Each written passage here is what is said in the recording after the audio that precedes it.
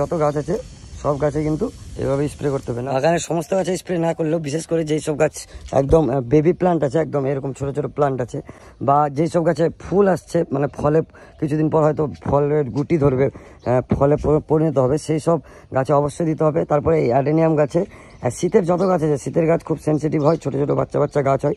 নতুন নতুন চারা যেগুলো লাগিয়েছেন সেগুলোতে কিন্তু ইউজ করবেন, এতে গাছ গরম থাকবে, হিট থাকবে, গাছের শিকড় পচতে দিবে না, পাতার কোনো ড্যামেজ হবে না। বৃষ্টিতে যে কোনো গাছেরই ফুল পচে যায়, যেমন আমের সময় বৃষ্টি পড়লে আমের মুকুল পচে যায়। নমস্কার, গুড মর্নিং সকালকে। আর গতকালকে মোটামুটি ভালোই বৃষ্টি পড়েছে। আর এই শীতের আগে কিন্তু বৃষ্টিটা এই বাগানেদের জন্য কিন্তু একটা অশুভ দিকও হয় অনেক সময়।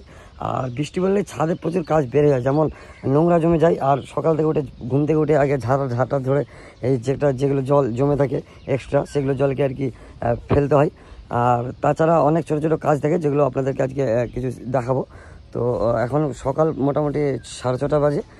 আর আমি ঘুম থেকে উঠে ছাদে এসে যে প্রথম কাজটা করতে হলো, আর যেই কারণে বৃষ্টির কারণে, সেটা হলো এই জল ছিটা আমার ছাদের কনস্ট্রাকশনের সময় মিস্ত্রিরা ভুল করে দিয়েছে বলে আমাকে প্রতিবার এটা শাস্তি পেতে হয়।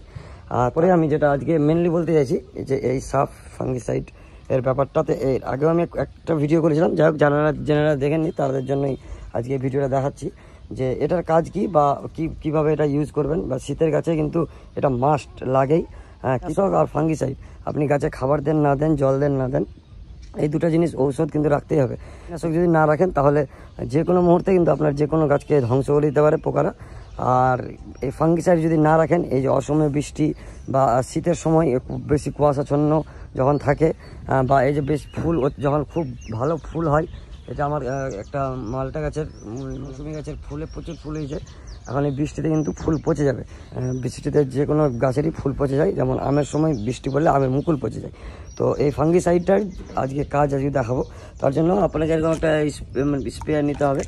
আমি 2 লিটারের একটা স্প্রেয়ার নিয়েছি, যেটা আমি প্রায় ইউজ করে থাকি। যেটা দিয়ে কি করতে হবে, আপনাকে কিন্তু এইভাবে স্প্রে করতে হবে। যেটা দিয়ে কি করতে হবে, আপনাকে কিন্তু এইভাবে স্প্রে করতে হবে। শীতের যত গাছ আছে সব গাছে কিন্তু এভাবে স্প্রে করতে হবে, না হলে কিন্তু একটা খুব রিস্কি হয়ে যায় এই সময়টা। বৃষ্টিটা মানে পাতাগুলো সব হলুদ হয়ে কিন্তু আস্তে আস্তে কিন্তু ঝরে পড়তে পারে। বাগানের সমস্ত গাছে স্প্রে না করলেও বিশেষ করে যেই সব গাছ একদম বেবি প্লান্ট আছে, একদম এরকম ছোট ছোট প্লান্ট আছে, বা যেই সব গাছে ফুল আসছে, মানে ফলে কিছুদিন পর হয়তো ফলের গুটি ধরবে, ফলে পরিণত হবে, সেই সব গাছে অবশ্যই দিতে হবে। তারপরে এই অ্যাডেনিয়াম গাছে, শীতের যত গাছ আছে, শীতের গাছ খুব সেন্সিটিভ হয়, ছোট ছোট বাচ্চা বাচ্চা গাছ হয়, সমস্ত গাছে আপনারা এটা দিতে পারবেন। বা যেই গাছের পাতা এরকম হলুদ হয়ে যাচ্ছে অতিরিক্ত বৃষ্টিতে, যদি বাকি হয়তো ভুল করে বেশি জল দিয়ে দিয়েছেন, তার জন্য সব পাতা আস্তে আস্তে হলুদ হয়ে ঝরে যাচ্ছে, সেই সব গাছে কিন্তু এটা কিন্তু আরামে দেওয়া যাবে। এই ছিল আজকের টিপস অ্যান্ড ট্রিক্স, যে যারা যারা গাছ করছেন, শখে বেশি করে গাছ করছেন, বেশি দাম নয়। এই ফাঙ্গিসাইডটার দাম হচ্ছে 50 গ্রামের দাম নেবে 25 থেকে 30 টাকা। আপনারা সবাই কিন্তু ইউজ করবেন। এবার শুধু শীত বলে নয়, বছরের যে কোনো সময় আপনি এটাকে মানে 15 দিন বা 1 মাস পর অন্তর অন্তর যদি স্প্রে করতে পারেন, তাহলে সমস্ত গাছের ক্ষেত্রেই ভালো। তো শীতের গাছ যেহেতু সেন্সিটিভ হয়, শীতের আপনারা জানেন ফুলকপি বাঁধাকপি কত সেন্সিটিভ হয়, তো সেই হিসাবে কিন্তু আপনাদেরকে এটাকে 2 ml পার লিটার জলে গুলে কিন্তু এটাকে স্প্রে করতে হবে। যাই হোক, এটা ছিল আজকে ইনফরমেশন। তো যাই হোক, আজকে ভিডিওতে এতটুকুই রাখছি, দেখা হচ্ছে পরবর্তী ভিডিওতে। Thank you, tata, bye by.